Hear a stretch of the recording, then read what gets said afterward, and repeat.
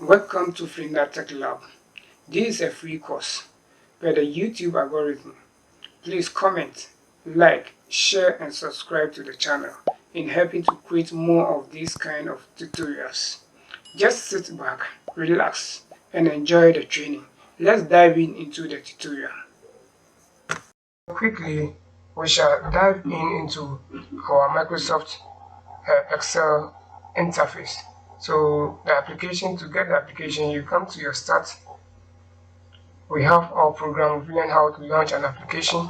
So we look for the Microsoft Office 2003. This is 2003 to depend on the kind of version of Office you are using. So we just scroll down to look for the Microsoft Excel. This word Microsoft Excel. So this Excel 2013. So just click on it, or you can also type it from the search engine. So when you click on it, it will ask you different layout of it. We have the template, we have the blank.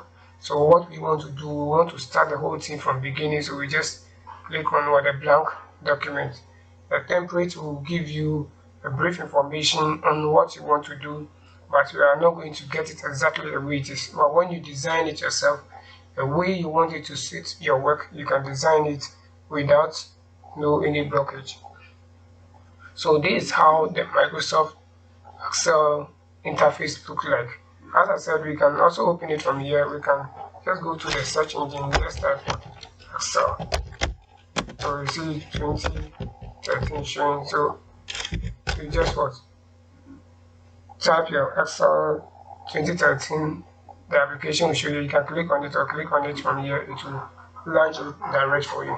So this is another way also of opening it. Now quickly, let's come back to the interface. This is our Microsoft Office Excel interface.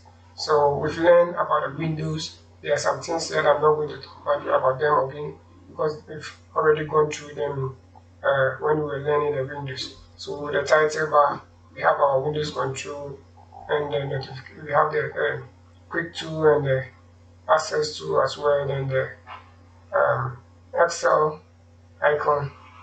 And we also have our menus. That is this is the home ribbon.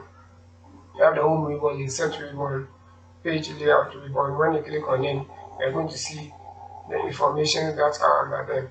So we're going to talk about some of this. So this is a brief information on the interface. So the interface that we're going to talk about, so I will just go straight to some of them. There are some of the bars that are new, which I will be talking about them. We have the address bar. This bar is what we call the address bar. We have the cell name box. This is the cell name box. Then our interface itself, where we shall be working, which is the workbook. This is the workbook. The place where we enter the information is the workbook, and the whole thing is what we call a worksheet. So we are dealing with only sheet 1. Now, to look out, to come to the interface again, we also have our scroll bar that is here. Another one also is here, the horizontal one and the vertical one is here. Because we don't have any much information on it, so see the scroll bar is just in the short form or in the small size. So when the information continues to pass, you see that the box itself will continue to be reducing. Now let's quickly come back to our workspace. We see that we have cells here like the way our table work is. When we are creating the table, we have what we call cells. The boxes are what we call cells. And 2 or more cells becomes what? A table. When you look at this interface, all these cells here have their name. They all have name that we give to them or we call them. So when you want to do calculations in Microsoft Excel, the best thing for you to do is to know the names of the cell. And if you know the names of the cell, you are good to go. And to be able to identify these names of the cells is quite easy. Just that you just follow the principles and the instructions, then you are good to get each cell's name without no difficulties. Now let's come back to our interface. As I spoke about, the ribbons. These are the ribbons we shall be, as we progress with the web, we shall be using some of the tools that are here. You have to click on each of the ribbons that are here. That is the insert ribbon. Then study the features that is under them. Make sure that you identify the things that is under them, so that when you need any of those tools or features to apply, you know where you can locate them. When you come to the page layout is also having different kind of informations under it. Same thing applies to the formulas, data, review ribbon, view ribbon. So we take note of all these things. You can see, because we haven't saved our work, the default name over there is what? Book 2. That is book 2 in Excel. So that's what we are dealing with. So this one, as I said, the one we are dealing with now is what we call the book. So the whole thing is the book where we are to enter more information. But when you want another sheet of it, the whole thing is a book. So within it, we can have a sheet, different kind of a sheet in one book. So we take note of that. But here, I only have one sheet that is here. If I need additional, I'll be adding it to it, which we shall be talking about that one as well. Now, what we have to know over here is the cell's name, as I said. To know the names of the cell, you see that we have columns. We've learned in next word about columns and rows. The rows are the space in between from left to right, and the columns are the space from what? Top to bottom. So to be able to identify columns in Excel, columns are being identified with what? Alphabet. You will see that there are alphabets within the columns. So column, that is the vertical block of a cell in the worksheet, identified by what? Alphabet. So all the columns are having alphabets in them. And when you come to the row is also the horizontal block. When I talk about the horizontal this way, the horizontal block of a cell in a worksheet identified by what? Numbers. So that is the differences between them. The rows are this way and the columns are from top to down. Now, to be able to get the name of each of these boxes, which we call them cells, the box is what we call cell. To be able to identify the name, we combine the alphabet and the number. How do we do that? Where the alphabet and the number meet, we bring the alphabet first and we add a number to it. So if I'm to use this particular cell, the C and the 4, and it becomes what? C4. So the name of this cell becomes what? C4. That is how we get it. Simple as that. You are just to join the alphabet and the number, where the two of them meet. Alphabet and which number? Which alphabet and which number meet in that particular cell? So when I click here, you will see that you will get the C, it shades on the C and it's on the 4. So that becomes what? C4. Now we also have our cell selector. This is what we call the cell selector. So this one becomes the active cell. This one becomes the active cell. When I click there, this one becomes the active cell. When I click here, this one becomes the active cell. So this box is what we call the cell selector. It selects the type of cell that, or the cell that we want. When you click there, and you select this cell. And to know the names of the cells, also another way of doing that, when you click on the particular cell, we have what we call a cell name box. The name will be displayed here for you. So if you know how to just combine to get a name, you don't really need to go and look inside where the cell name box is. You just combine the alphabet and the number to get the name of that particular cell. So when you click there, you will see that the cell selector it will shape that particular cell with a deep line around it. So that is how we select a cell. You can click on different cell, so that it moves to that one. When you click on another one also, it goes to that one. So just combination of what? The alphabet and the number to get a name of what? That cell. So this one becomes what? F9. When we refer to our cell name box also, you see that it's F9. So this one also gives us the name of the cell. Either you use this way or you just go by the steps that I give to you. Just combine the alphabet, where the alphabet and the number meet. Which alphabet and which number meet in that particular cell. So when you combine, the alphabet always comes first before the number. So it's going to be what? E9. That becomes the name of that cell. You can see how simple it is. So in this cell that is when I just come to somewhere here, I will just use my eye to gauge where the alphabet is and which number. So you can see that is Q12. When I click on it also, the machine or the application will indicate the alphabet and the number. And when you go to the cell name to confirm, it's like Q12 exactly. So this simple as that. How to get a name? We have a lot of cells that are here. Just add your alphabet and the number to get the name of the cell. As simple as that.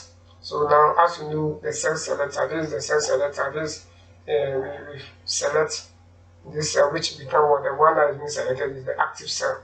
So the active cell is the one that is ready to accept any input information. So if you want to type any information to that cell, you have to select the cell first. It's not like the way word you see the cursor blinking anywhere. Here you are not going to see anything like the cursor. The only thing is, as soon as you click on a particular cell in the cell selector, that cell become active. Whatever you type is going to appear into that particular cell. So you take note of that. So if I want to type anything, as soon as I click there and type, I only press enter to confirm it. So you can see that that one has been selected and the information has popped up in that particular cell that I initially selected. Now as I click here also, if I type any number, it goes into it. You just press enter or just click different cell to confirm what you did. Now another way of doing corrections within these cells, after you finish typing and you press enter to get away of that, you have to take note of how to do editing on them. If I want to correct this, as soon as you click on this cell again, you don't erase or don't press the backspace over here. If you want to do any correction, as soon as you click on it, you can see our formula bar. Our formula bar will display whatever information that is in this cell at the top. So if you click on different cell, this one, because there's nothing there, nothing will pop up over there. When I click on this, it will also give me information on the formula bar. So if I want to do any correction on that, I can just click on it. Maybe I want to take one of the gene out. You have to, after selecting it, just go to the formula bar, click, then you press your backspace to erase that first letter, or if you want to erase the 2G. That's how we do it. Then you press enter to confirm your changes. So you can see that it affects it. But when you just come outside and then click on it and you want to do the correction from here, as soon as you press indicate, it will wipe everything out of it and say everything is off. So we have two ways of doing corrections when you are dealing with something that is in a cell that you've already confirmed. So how do we know that we've already confirmed that? So when you finish typing, and you move the cell selector from it, then that means you are done with that particular cell. Whatever you want to type into it, you are done with it. But if you realize that no, there's a mistake and you need to correct it, and you click back on it, another way of doing it, if you don't want to use the formula bar to do the correction, you can click on it again, then you click on it, you double click quickly. When you double click on it, you see the cursor is blinking. Then this one you can use your backspace to erase and add whatever changes you want to add to it. Then you confirm it. So either you double click on it to do the correction inside, or you click on it once, you go to the formula bar, then you do your correction there, and you press your enter. So this is how we correct things in Excel when you already enter a figure or information into it, and you want to add or just do some changes to anything that is within that cell. That's how we go about it. But if you realize that what is there, you want to take it off, that's where you can just click there and press the space bar to erase what is there. So that is how we erase things also in the cell.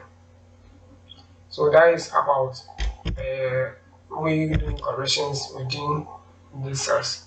Another thing also that we have to know here, initially I was speaking, as I spoke about some common syntax where we will see some kind of hash and those things. in Excel, when you enter a long figure which is more than the space that is being provided here, you are going to see this kind of hash sign. Will be as the hash sign. That's what you'll be seeing as I illustrated. Is at the beginning of this tutorial. So you take your time, go through the some common samples that is there, study them, and when you are working with the workbook or you are entering any formula and different or those kind of sign pop up, you know the meaning of it and you know how to solve those problems. So you take note of that. Now sometimes when we start entering information, the information may be longer than the cell that we have there. You can see it has crossed to another one. Never mind, just keep on your typing, finish your typing and press your enter. That particular information is still in what cell A1. It's not in what cell B1. When I click on B1, the formula but nothing showing there. When I click on cell A1, you can see all those information is there. Just that it crossed to enter into that place, but it is not inside that cell. So how do we provide a space for it? That's where you go in between. You have to click outside first, not to be on that information. Just click on different cell. Then you go in between those two letters, then the A and the B. That is in between this line that is here. So you have to get this sign, click on it, drag to the edge where you want it to be. This is how we resize the column so that whatever information we are entering, it can be within that cell so that it will not be showing across another cells. The same thing applies to the row also. When you realize that you want to give a space between, you can just come in between the numbers also. You click to expand it. This is how we also resize our row. So how you resize your row and the column. These are the two ways also of doing that. You can do it without having a problem. When you think you want to go back to the way it was, you can go to the undo, so it will undo all those things. If you want to go back to the redo, means that you should take you to your previous things, take you to those things back. Then this one you take me back to how my work was initially. So that is how we go about resizing the columns and also how to resize a row as well. So whatever information you are entering, if the information is longer than the cell, just keep your typing. After you finish typing, just click outside. Then you go in between those alphabets or either the numbers. Then you click and drag to expand to get to the edge of that particular information that you've typed. So you can see you go to where the D is, so I can just move it a little bit slower, then I'm done. So sometimes there are some names or some objects that we enter into the cell which the words are more than the size of the cell that is being provided by the default size. So you have to resize it so that you make your Excel work attractive. That is all about what the formatting aspect. So now there is a work that we'll be doing now. Since we are able to know how to go about doing little corrections and reselecting how to type into a cell, you select a cell and where the active cell is. That is where your typing or your input information will appear. And how to do your corrections, learn about all those things. So we'll be going on, since we know about the main function of this Excel work. We know that for calculations, we perform a lot of calculation, projections, sales, stock tracking, etc. And preparing, that's how to prepare balance sheet and expenses budget and all this. So I have some slide examples that I just put down that we are going to use to work with the operational side to see how we are going to do our addition, how to do subtraction, all the signs that we need to use for our calculations. So let's just dive in with that. I open one of the work here, so I can go to exercise 1 and 2. I have one of the work here that I want us to do. That is records of students or workers. So we are just going to base on this information to look for the total as names of students. We have RME, ICT, and math. So we are going to look for the total average to look for maybe we can name this thing as VAT, or maybe I want to do some correction here, so we can name it as VAT if it's or VAT, or maybe CA 30% or 10% CA. That's class assessment. We can just do it that class assessment, or that same information can represent VAT or tax. It's the same way that we used to do for percentage of whatever we want. Then we shall also be looking how to subtract some maxes out of the total, how to multiply, to divide, then look for grid and remarks, then also using some autofill and all those stuffs. Then alongside, we shall also be dealing with how to look for, how to use a formula to look for the highest marks and the lowest marks as well. Now, quickly, we will move straight to the addition and see how it's going to be. So you can put in this your informations. You can see here we have the highest marks is, it has crossed to the next cell, which is cell B12. So since we've learned how to expand or resize our columns and row, I'll just go in between this place, resize it so that it will be able to fit the whole thing. Then I know that now this one is within the cell, that is the column of what? A. Sometimes you may have objects or names that are long. Always you have to make sure that you format your web by resizing the columns in the rows as well to fit what you are doing. Now let's come to the total. We are being asked to look for the total marks of these students. We have Kofi, Ama, Yusuf, Hamza, Yao, and Ajili that we are going to look for their total marks, average, CA, that is class assessment, subtract. So just dive into the calculation aspect. Now in Microsoft Excel, when you want to perform a function or calculation, the first thing that has to come into your mind is you need to bring your equal sign. Any formula, anytime that you want to deal with any formula, you bring your equal sign first. As soon as you bring your equal sign, your application knows that you are about to enter a formula. Without the equal sign, whatever you type in, you are going to see the same thing. So always you make sure that you bring your equal sign first. Then what follows, the application knows that you are entering a formula. That is where it will be able to perform that operation or calculations for you. So quickly, I'll enter my equal sign. After the equal sign, anytime that you are doing also and you press the equal sign, try and make sure that you finish your statement or your formula in that cell before you click outside. When you click outside, it will give you an error because as soon as you press your equal sign, your application is expecting you to add the rest of the formulas to it. And if it is not complete, that is where it's going to give you an error sign and you are going to find yourself frustrated in some way. So always make sure that you complete your statement before moving or clicking on different cell. Now we have two ways, we have three ways of doing the calculation, but I want us to go with the manual way. When you are able to keep those things, it will remain in your mind.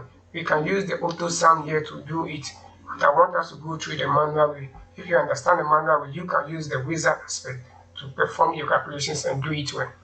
Here in the manual, this particular side, we can use the summation. It's like what way are you going to use the auto sum? The summation, that is sum. So the first one, you will type your sum, SUM, and as soon as you bring your sum, meaning you are going to deal with a range. It can be a range or a selected cell names that you want to add or perform that operation on. In Excel, mostly what we do is we work with the cell name. That is the reason why initially we learn the names of the cell. We don't work with the figures that are in the cell. When you do that and there is a changes in any of the figures, your final answers are going to be wrong. So always make sure that you deal with the cell names. So we have Kofi's RME is in a cell of what, 75. So that cell, we don't use the 75 there, we use the cell name, which is what, B5. So you open your bracket, hold the shift and press 9, open your bracket, and you type your B5. So as soon as you type the right figure, the machine will highlight the figure that the cell name that you type. If it is on different cell, then meaning you have to check and know that you've entered wrongly cell name. So as soon as it shows that B5, which is the 75, then meaning you are on right track and good to go. So now you bring your column. That is the two dots, not the dot with the comma at the down. That is semicolon. The two dot is the column. Then the last cell name, if you have about 5 or you have about 50 objects that you have to perform the calculations for. Here we only have 3. That is RME, ICT, and mathematics. So if you have about 50 formulas, you have to take the first one and the last one. When you are dealing with this formula, the summation formula, the sum, you have to take the first one. When you bring the column, bring your 2 dots as the column. Then you take the last one, that is what D5. You type your D5. So you can see your machine or the application has highlighted that portion of it. Then you have to close your bracket. You hold the shift, press the 0 at the top. It closes it for you. That is the range. So this means that any cell that is in between B5 to D5, your application should be able to add all those things that is within that range for you. Especially that sometimes when you have to add, you have about 4 or 5 of them, and they say add that is B5, C5, then maybe they will jump this one and say come and add another one here, which is E5. When you bring your B5 to C5, you can bring comma, then you jump this one and come and add your D5. So that one to jump the one that is in between. But this one we are adding all of them together. That is anything that is in between. So you just take the first and the last, and you close your bracket, press enter to give you the answer as what 101. That is 131. That is one of the formula. So in Excel, for you to be able to identify or remember your formula that you enter again, as you are done, you can just click on the answer again.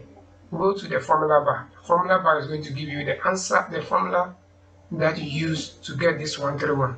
If you just use your mind to, or any other external device to do the calculation and type it here, as soon as you type the answer 131, it will also appear 131 here. But when you use the formula will appear in the formula bar. That's why I call this one the formula bar. So you take note of that.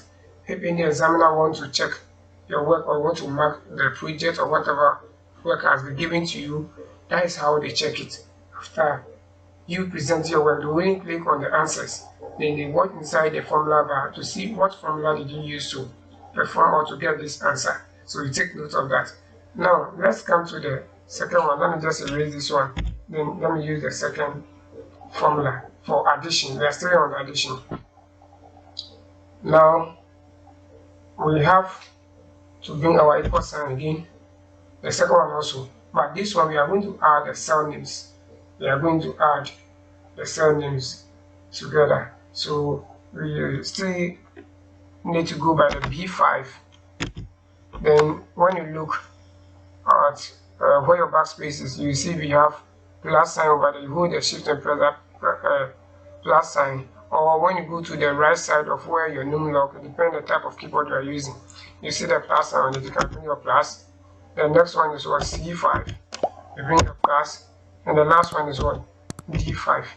So in this order, you can go by adding them one after the other, adding those cell names. But what about if you have about 100 of those items that you need to add? Are you going to continue adding them one after the other in this way?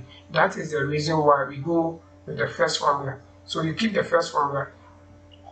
If what you need to add or you want to add is just 2 or 3, you can use this formula. Or if it is more than 10, 20 that way, and you think going through this process is going to be a long process for you, you just use the sum formula. As soon as you type the sum, meaning those range things is going to be in brackets. But this one you can see that we only brought only the equal sign, then we start to enter the cell names. That is the difference between them. So let me press enter and see. So we have the same 131. Let me use the second formula again in the next box. So you press your equal sign, sum, bracket open. Now I'm going to add the next student, and now the second subject for AMA is going to be on B6, not B5, because now Kofi is on 5, and this one is on what, 6. So it's going to be on B6. So this is how it goes. So as we are dropping, the cell numbers are also changing. The names start keep on changing. So you take note of that. Then hold the shift and press your column. And the last one is going to be what? D6. Then you close your bracket. So you can see this one, as soon as I type what the sum, meaning the rest of the things is going to be into what? Bracket.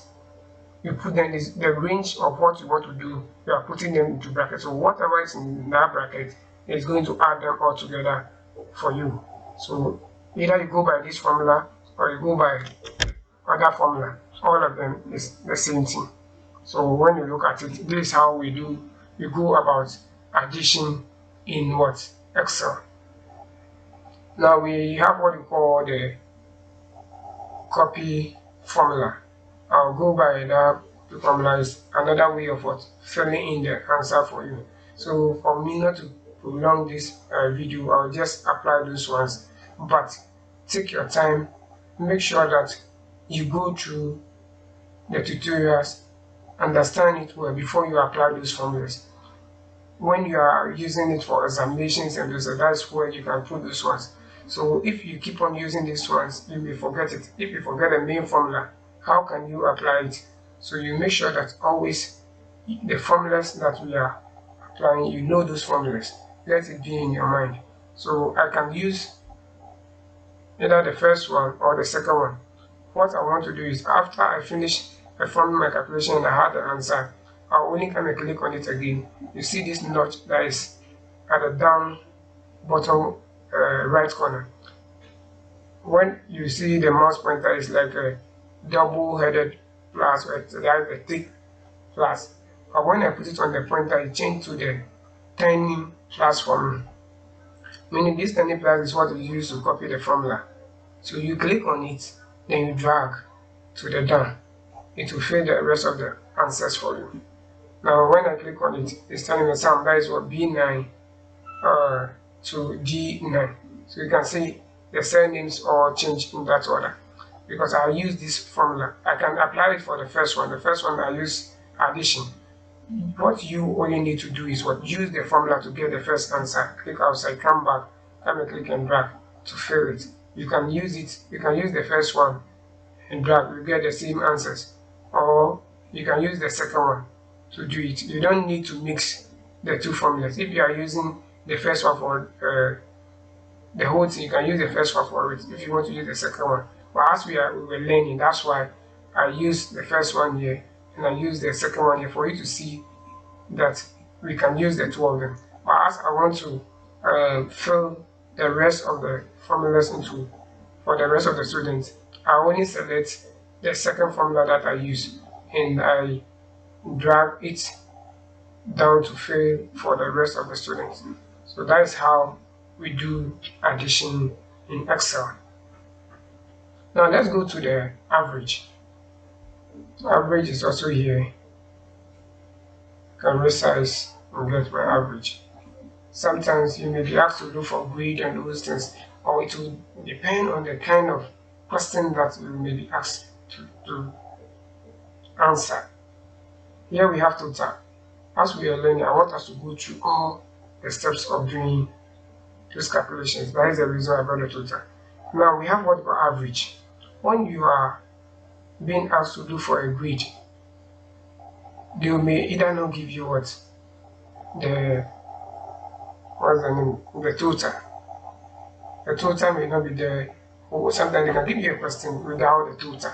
You will only see average and distance. You don't need to panic at all.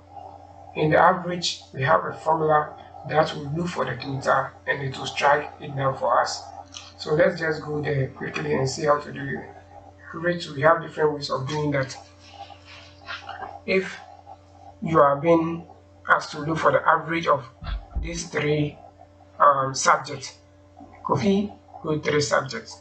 So if you want to look for average for that 3 subjects, we need to strike it by what? 3, because the total number of subjects is 3. We know the average is, we divide the total by the total number of things that we add to get the total. That is how we get the average. It's like the way we normally go by our normal mathematics, how we learn how to look for average is the same thing that we apply here. So quickly, what I need to do, I need to bring my equal sign again. Let me go by the other formula. So here we have 2 formulas. I want to look for the average of this total. Now maybe you are being given the total to look for the average. So how many things did I add to get this total? I add this RME, ICT and math.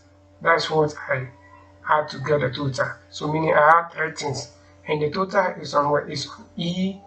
The total for Kofi is on what E5. So I can bring my E5 slash. The slash is the same as the division, so I'm using that one for the average. Slash how many objects that I add. We add the subject that we add is for 3. So slash what 3. Then you press your enter. You have to get 43.6667. That's the average marks for Kofi. So you take note of that. This is one of the way of looking for the average.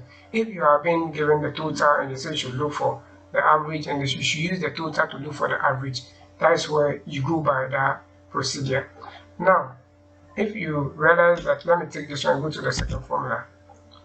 As you come in, you are not being given the total, but they give you the number of subjects and they ask you to look for the average. We have another formula that we use to look for the average. You bring your equal sign, you type the word average, then bracket open. Now you take the first subject and the last subject. So the first subject is on what? B5. Then you bring your column. I always told you, when you type the word or the sum or word, and the next thing that has to go with is the what? Bracket. Anytime you type a word, you have to go with a bracket, meaning the range of what you want to deal with is going to be in that bracket. So the first one is telling you what you are going to do. The first one, which is the average or the sum. Sum is telling you are going to add. What am I going to add? What you are going to work on is what is in the bracket. So B5, then you bring your column and the last subject, which is that is D5.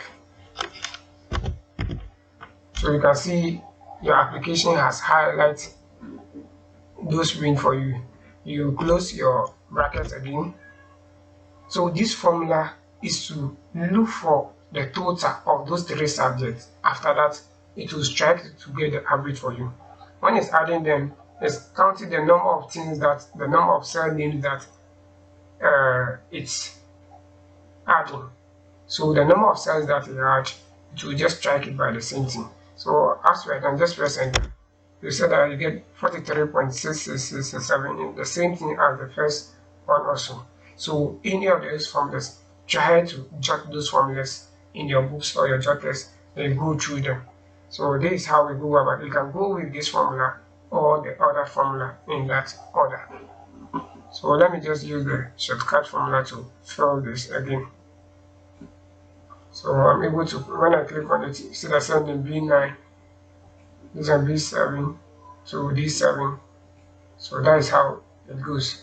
You can use the first one or the second formula, all of them, it works. Now let's come to our CA, that is class assessment. We are to provide 30% of the class assessment, and to base on the class assessment, you need a total to do that. We can also use the summation and add the total to it, which it may work, but I want us to try the first one, the first formula also, to see how that one also works. You bring a equal sign, then what do you want? You want 10% of for the total, and that is your class assessment. So total for Kofi is on what? E5. You bring your E5, then the asterisk is the same as times. Then you bring your 10 with the percentage sign. 10 with the percentage sign. So that you press your enter. To get what? 13.1. When I click on it, let me check the formula again. That is E5. This is E5 asterisk 10%. To get what? 13.5. 13.1.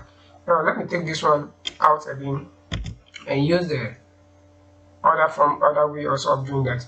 I can go by the same thing, equal sign E5 asterisk 10/100. Use 10/100 without using the percentage sign. It works. So you take note of that. Then you press your enter.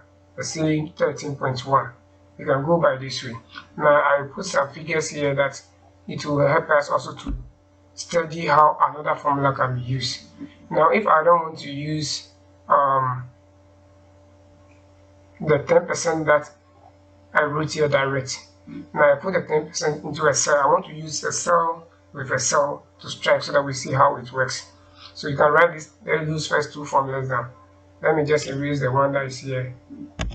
So that one also, we go by E5 asterisk. The 10% is in what cell? That is what? M2. So when I click on it, this is in M2. So now I'm going to use this E2 to look for the percentage of the total. So your equal sign first, E5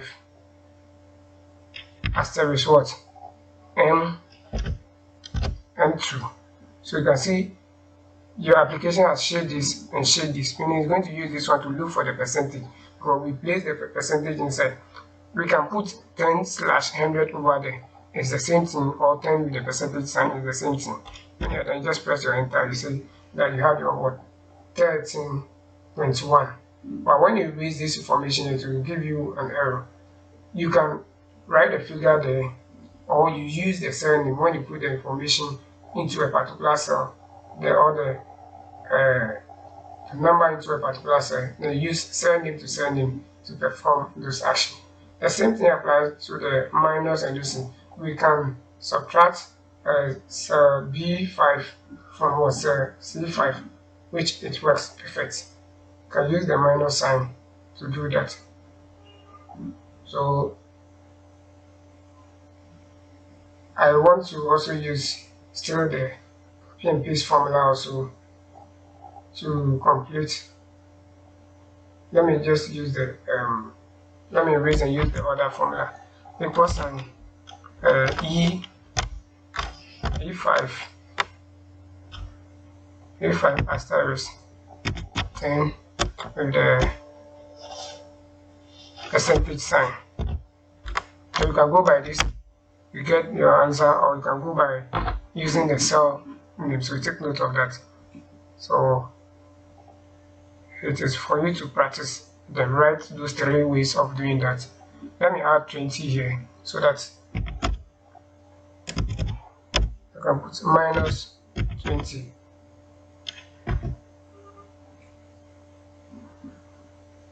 Keyboard minus 20. Good.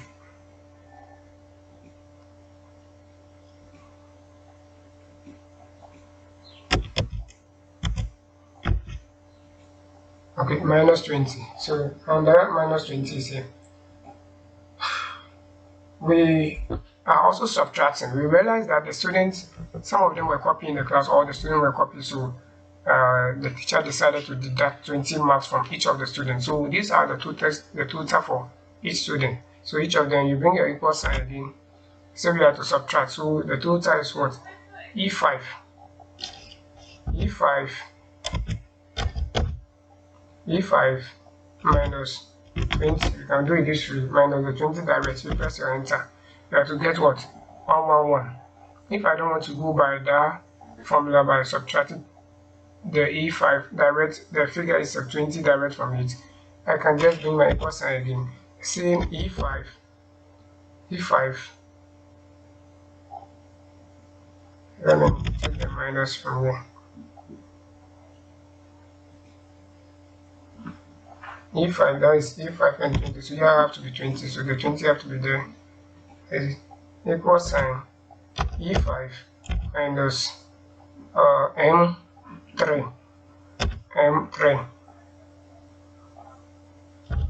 So that you press enter, you have to get 1. So you can use cell name to cell name. You can subtract a cell name from another cell name to give you the answer. Perfect. So just you need to understand how the formulas work, and you can frame complicated formulas out of those ones. You can join about 3-4 different operational signs to get a particular answer. So there's some exercise that we'll be doing on this, so take note of that. So let me just go by the first one. Maybe I'll erase those things that I said. So that's the reason why I'm using the figures that is a 20. I'm using the ones on top so that anytime I erase the ones here, it will not affect the work itself. Now let's go to the multiplication also. The multiplication is also similar to the we realize that with the students, their performances is poor, so what we want to do, we want to multiply their total marks by 2. So your equal sign E5. This E5, because of confusion, E5, the confused total is on E5, that's why we are using the E5. So take note, if the total is somewhere here, you should know that means it's going to be what? D what? 16. So wherever the total is going to be, you have to go by the name, as we've learned about the cell names, the alphabet and the number, where they meet. That is what you have to. If that value is inside that particular cell, we don't use the value inside, but we use the letter and the number to get the name of that particular cell. So take note of that.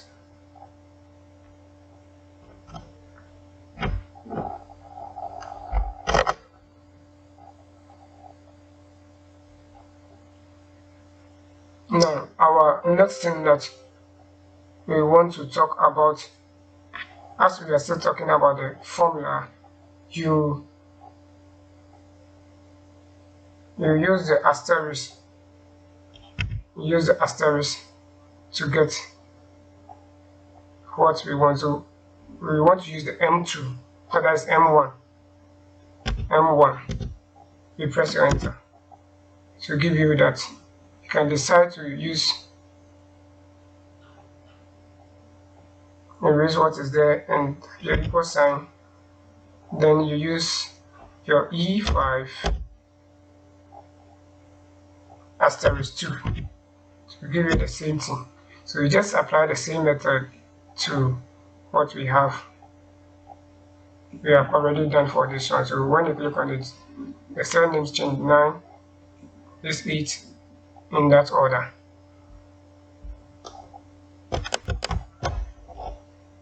Now let's move on with our division. We can use the same thing for the division also. So we are still basing on the total. So your equal sign E5 divided by 2. When you press, you will get 65.5, or we have the 2 here. You can decide to take this one up and use the other formula. E5 slash 2 is on what's a M1. M1. So you can see shade that one. You press it, you're going to get 65.5. So that is how we go by the division also. The slash is always used for dividing, so take note of that.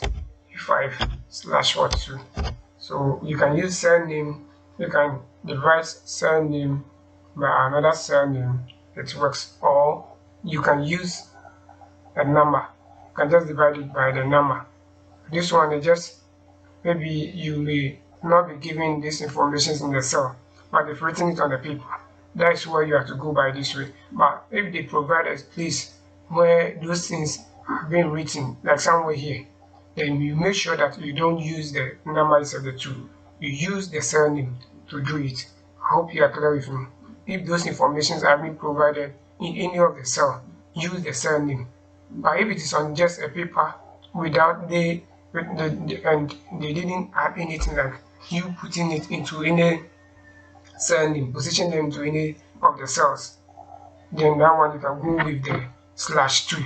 As soon as they position them into any cell, you have to go by the cell name. That's the reason why I'm showing you how to use the cell names to stripe. So if these ones are being placed this way, then meaning you have to use the cell name. You don't have to use the 2 here. You go by what? M1. And when you are using the cell name to do all those, so take note of that. So let me just use the copy paste formula to complete it. Good. These are some of the things that I initially said within our, that is the beginning when we're going through the theory aspect of this lesson. So you can see that is what meaning I'm trying to divide something by 0. So let me just click on it and see what is there. Is there M8? I'm trying to divide the number by 0. And what happened? What happened? When you look at this one, E8 divided by what? M4. What is in M4? Let's come to M4. M4, where is 4? Here is 4. And M4, what is there? That is there. So meaning you are dividing by 0. So those common characters, these are some of the common characters that you need to study them as soon as it pop up and you know what it means. So meaning there's a problem here. It's supposed to be what? I'm using 1 and not the 4. So you can see when there is an error, you will be able to identify it well. So let me recopy the formula well so that it won't go into a wrong direction.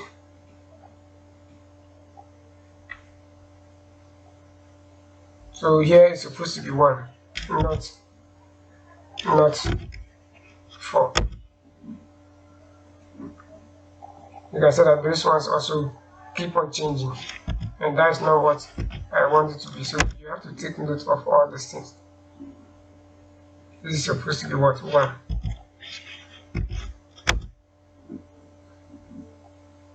So that's how it needs to go. /2. This also. So you can see what's happening. I'm using the whole thing. So they copy this formula. Sometimes you need to identify it well.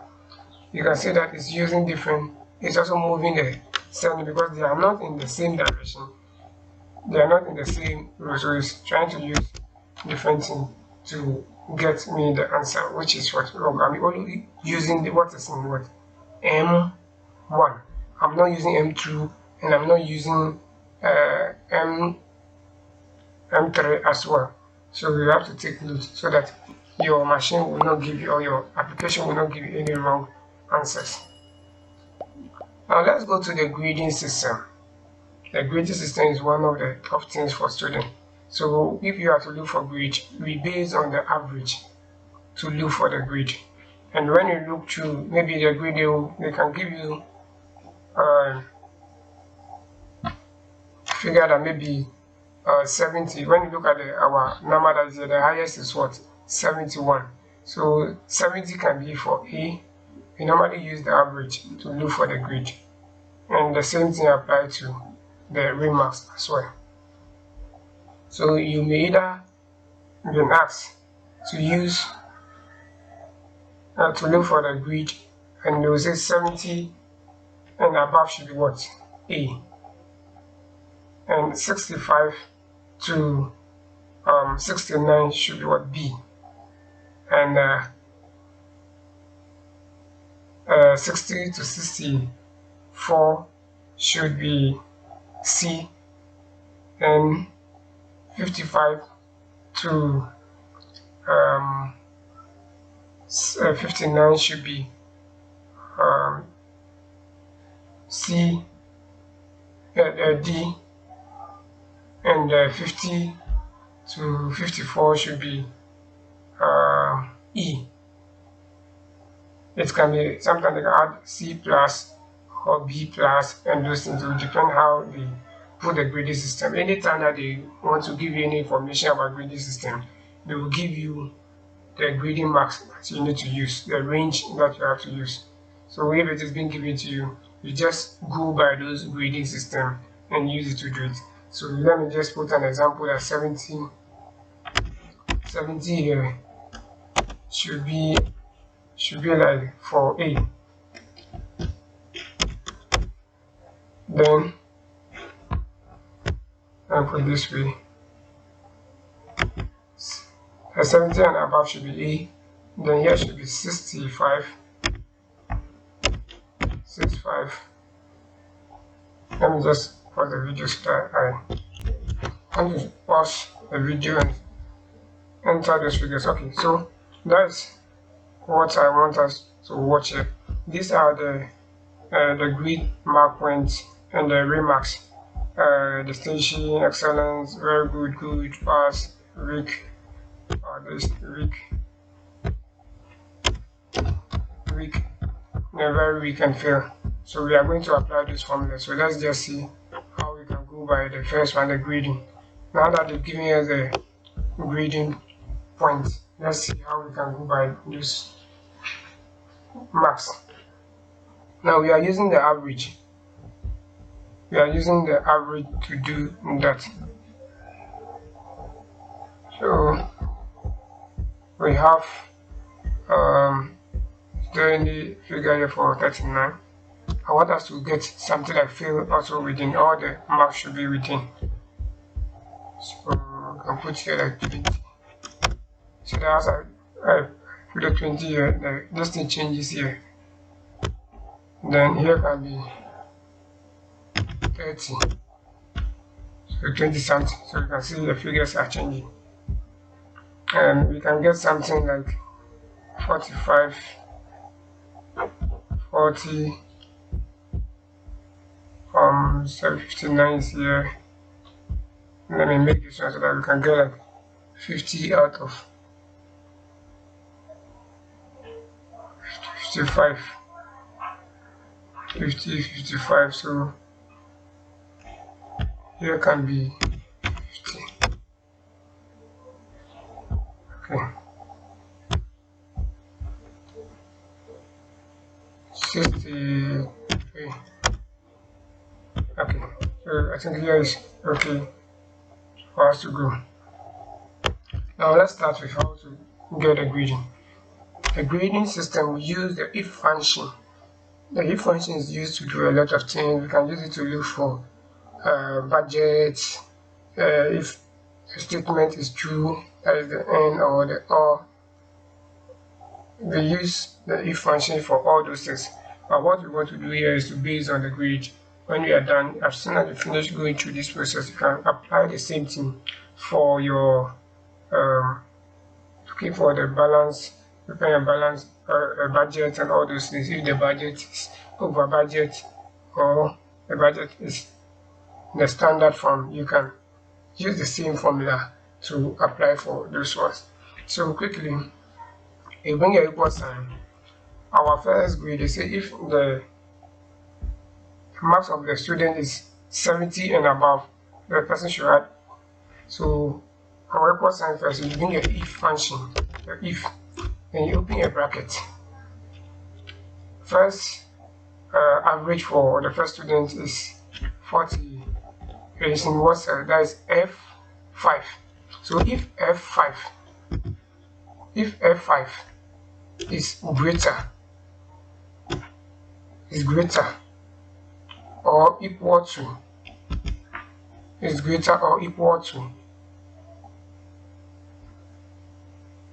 70, comma, then you bring your quotation mark, then the answer should be what? A,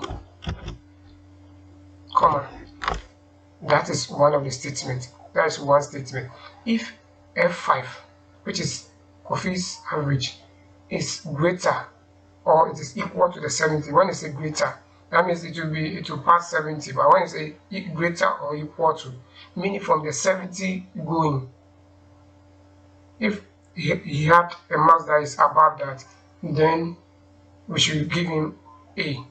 The reason why we are using the quotation, that is because it's in strings. So that one is what? A. Then you bring a comma, meaning you've ended that statement.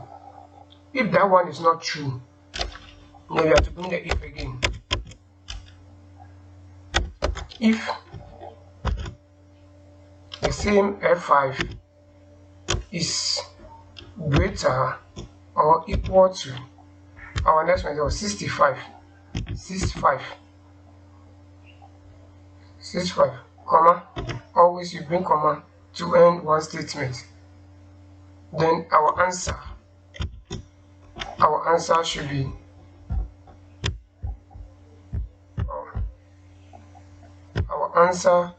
should be B plus,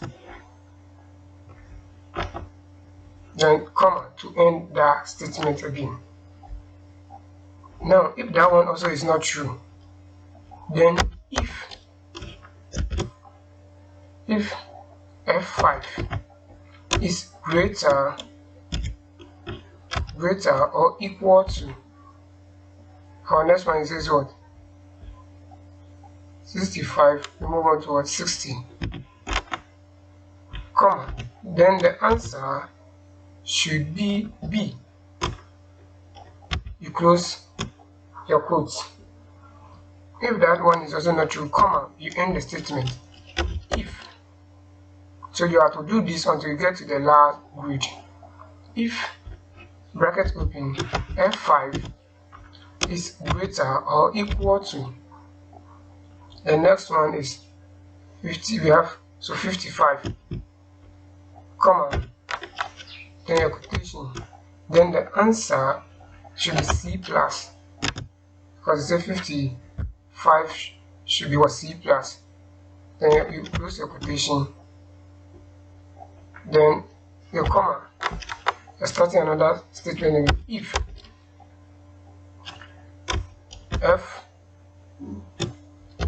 F5 is greater or equal to, the next one is what? 50 is equal to 50, comma, you bring your quotation, then the 50 is for C, close your quotation. If that one is also not true, then another statement. If, bracket open, F5 is greater or equal to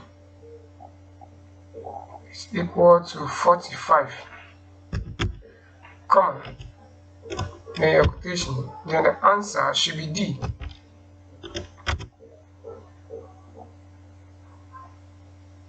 And if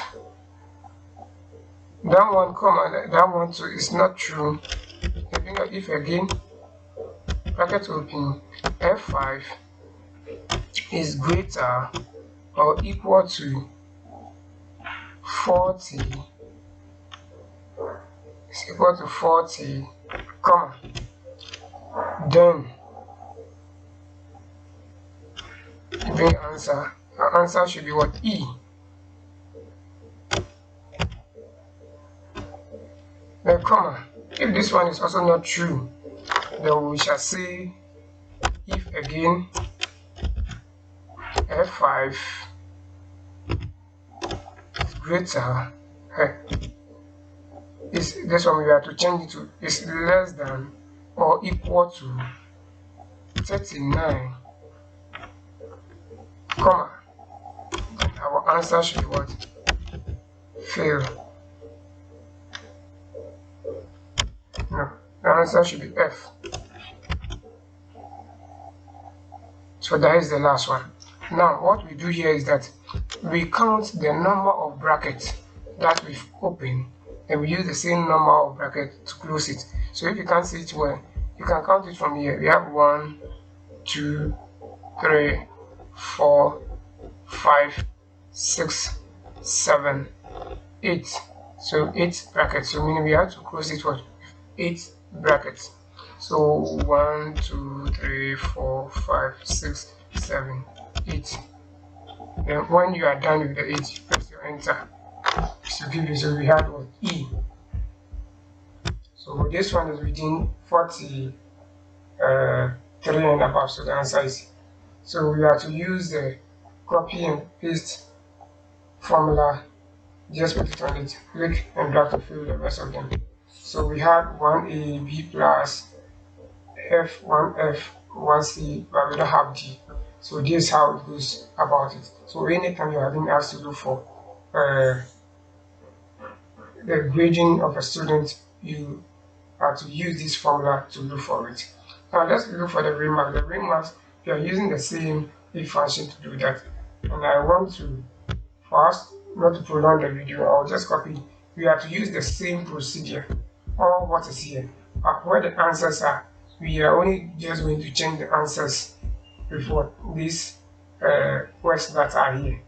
If the person had A, it should be the station. You just put, instead of the A that is, you put the station to that station.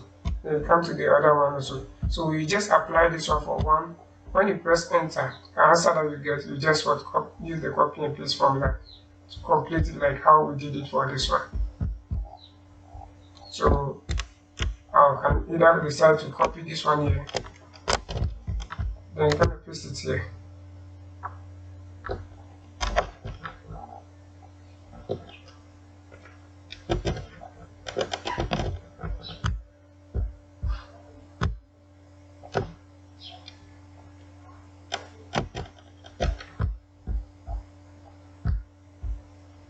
Let me just drag it this way.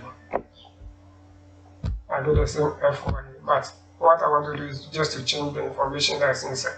So we use the copy and paste formula to fill it this way, and just drag the information inside. So here I'll put first one should be distinction, and this one should be the B plus should be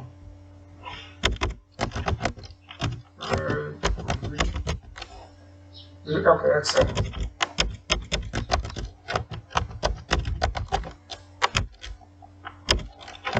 Excellent. Then the B here is what? Very good. Then the C plus here is C plus is good. And the C here is what? Pass. That's the remark that we are working on. So we are just using the same function, not to prolong the video. So I'm just editing that formula by putting those information into so weak. Then for the E, since what the verb,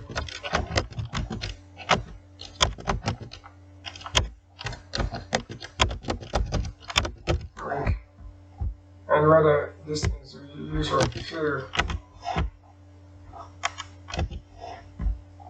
So when you're done, just press enter.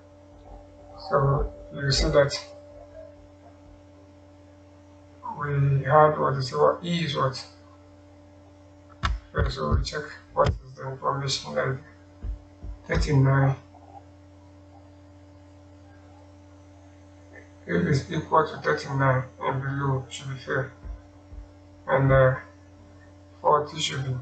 So I think there's something wrong somewhere. We are dealing with what? Gene. That is the reason why. So you check the surname where we are using the surname of what? We are using average, which is that is on F. Good. That's F5. So we have to check it. It's not supposed to be D. It's supposed to be F5. So we change. Do the corrections for those ones. F5. That's when you are using the copy and paste, because as you are copying this one to a different place, it changes something in the surname. So you watch all those things and see if what you had is the same thing that is there, or else it will give you wrong information. So you have to be careful when you are using the copy and paste formula. So you can see it was very weak. We had it correct now. So now that the F5 is not dealing with what? The average. When we are using average, we are not using gene. So take note of that. So I can use the copy paste formula to fill the rest to see what. So you can see how perfect the whole thing also look like there. So that's how we look for the grade and remarks of students. Now the next thing I want to talk about here is using the autofill to extend days and months. Then also we look for the highest and lowest. Before I go to the highest and lowest, let me just use the autofill. So the autofill, when you want to fill this for your worksheet, sometimes what we do is you don't need to enter those things yourself. So just come to what the days are. The first day you want to start with Tuesday, press your enter. This time you are not to use the copy and paste formula. You have to use select. Just as you confirm this, just gonna click on it once. Take your mouse pointer away from it. Go to the top, click and highlight. This is how we highlight in Excel. You highlight this, then you come to where the fill is. Click on the drop down. So here you have to use the series, but we want it to be in order. And when you are dealing with numbers, that's where we use what? Linear. But when you want to deal with words like letters and those things, we use what? The autofill. So we are going to use the autofill to extend like the days and months. What I'm going to do is going to be the same thing here. So take note of that. And what did I highlight? I highlighted a column, not a row. I can apply the same thing for a row, but now I'm dealing with only a column. So you can see it's being highlighted. So just click on it. Okay, so you can see Wednesday, Thursday, Friday, Saturday, and Sunday. It continues in that order. So let's do the same thing for this one. Maybe June. Press enter. Always you type the first month you want to start with. Press enter. You kind of click on it again. Then you highlight. This one you have to use the highlighter to highlight, not the formula, copy and paste formula 2. So you go to the same place, series, autofill, and click on. So this is how we go by this one.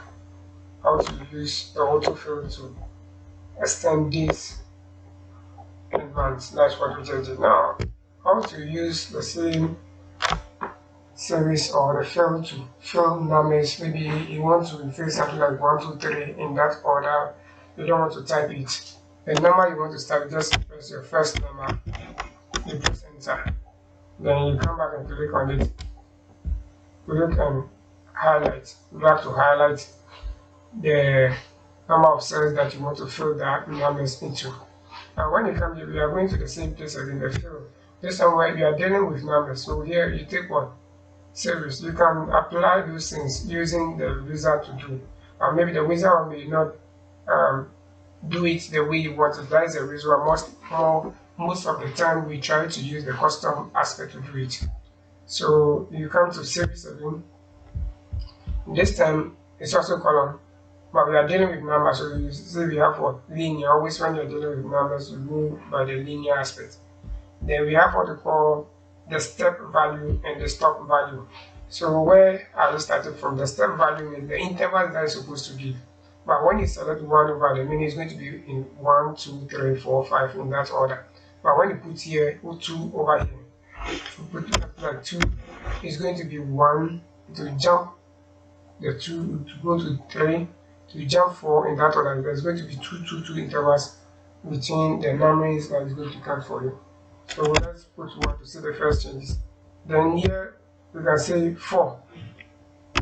Stop value, where should it end? 4. So let me just confirm it. So anytime that is filling it, well, after I get 4, it will stop over there. So you can say that we have 1, 2, 3, 4, and it stopped. The rest has not been filled. So this is how we go about it. If I want to fill the rest of them, I'll go back again and say up to what 6. 6. To fill the rest up to 6 for me. So this is how we number and information if you don't want to type this 1, 2, 3 yourself. Let's go to the stop value and the step values again. What maybe I want it to be 2. Then also end on the same 8. Okay. You can say 1, 3. So initially, let me just take this one so that you see how it works. So now let me highlight. Go back to fill series. Now say the interval should be 2. So from 1 you should jump to go to 3 straight. So I can put here like 10. So meaning 10 itself will not come because it's going to be in the form of even number. So you can see 1, 3, 5, 7, and 9. That is how it goes. So if you want to set numbers that is going to be in the form of odd numbers and all those stuff, you can go by. If you want it to be in even numbers, you just select it from that side, and how you want it, you just position it that way and apply. You are going to get it in your worksheet. Now let's come back to how to work with, to look for the highest marks when you come on the RMU. What is the highest marks for the students in RME, and what is the lowest marks for the students in RME? So we also have formula that we use, that we don't just look through and position the number that we think that is the highest or the lowest region. No, we don't do it that way. So this is how it goes. That one also, we are using formula. So as we know the rule that when you are going to apply a formula, the first thing to do is to use the equal sign. You bring the equal sign. The highest marks in Excel, to look for the highest or a high number, we say maximum. That is the maximum. So with the maximum, so to type the maximum, we type only max, max. Then you open your bracket. Then you look for the range. Where are you started from? The first, the RME first student must start from what? B5. So you bring your B5. Then you bring your column again. What is the last marks for the last student? That is on what? Say B10. So B10. Then you close the bracket. I always told you, as soon as you type a word, the rest have to follow with a bracket. Then the range of what you need should be in the bracket. So you can see the marks bracket open, B5 column B10. Meaning anything that is within that range, the machine should look for it and look for the maximum marks or the highest marks over there. So anytime that you apply, you select your cell name correctly, you see the application will highlight the portions of cells that you've entered. And if you look at it and it is correct, then you are good to go. You just confirm your answer. So when we look through to it's 80 that I see. Maybe sometimes you may have about 1,000 or 200 records that are there. You cannot look through and to identify that maybe it's 80 is the highest. This one is just a few numbers that I put here. So if you see that your formula works, meaning that's how it's also going to work on that. So you take note of that. It will be good for you to practice and go with the formulas. When you know how to work with the formulas, you are good to go. Now let's come to the lowest max also. We bring our equal sign. That one in Excel we see what that is the minimum. So minimum we use min, M-I-N, and that one also bracket will be it's also on the same B. So B5 is to B what 10. So we are taking from the top to down. That's why they're all in the same column of B. If you are dealing from here to here, that's where the alphabet name will change. But this one we are dealing with the same column. So they are all in B. That's why it's B5 to what B10. Then you close your bracket. You press enter to give you the lowest one. You say what is 20. So that is how we look for the lowest or the minimum max. Or it can be a product or whatever it is, or salary or whatever it is. But here we are just using the student record as example, or to just for studies. So you can apply the same thing for any kind of project that you may come across. Now I want to use the copy and paste formula again to fill the rest of them. I don't want to retype them, otherwise I'll prolong the video again. So you can see as I click on it, copy.